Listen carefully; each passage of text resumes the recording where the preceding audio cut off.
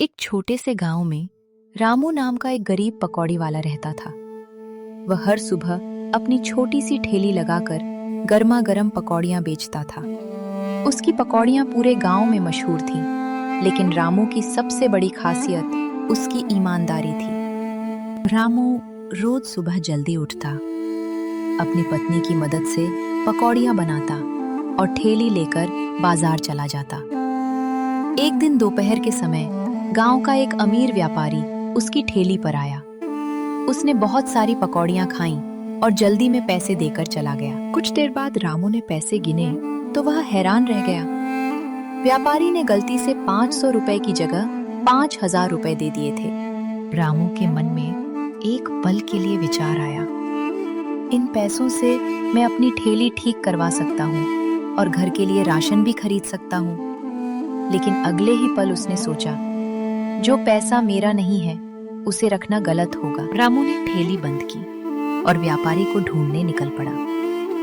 काफी दूर जाने के बाद उसे व्यापारी अपनी दुकान के पास मिला। रामू ने पैसे आगे बढ़ाते हुए कहा, सेठ जी, आपने गलती से मुझे 5000 रुपए दे दिए थे। मेरे 500 रुपए निकालकर बाकी पैसे वापस ले लीजिए। व्यापारी ये देखकर बहुत खुश हुआ।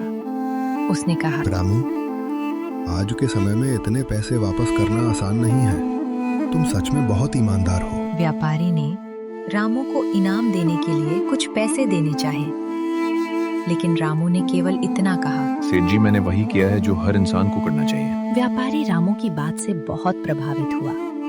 कुछ दिनों बाद उसने रामू को अपनी दुकान के सामने पकौड़ी बेचने की जगह दे दी और रामू की जिंदगी धीरे धीरे बदलने लगी।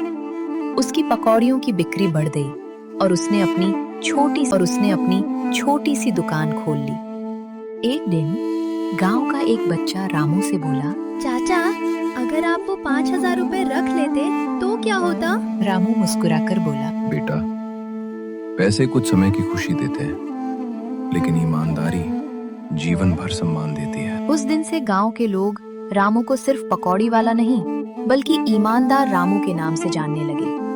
सीख: लालच चाहे कितना भी बड़ा हो, हमें हमेशा ईमानदारी का रास्ता चुनना चाहिए। सच्चाई और मेहनत से मिली सफलता ही सबसे बड़ी सफलता होती है।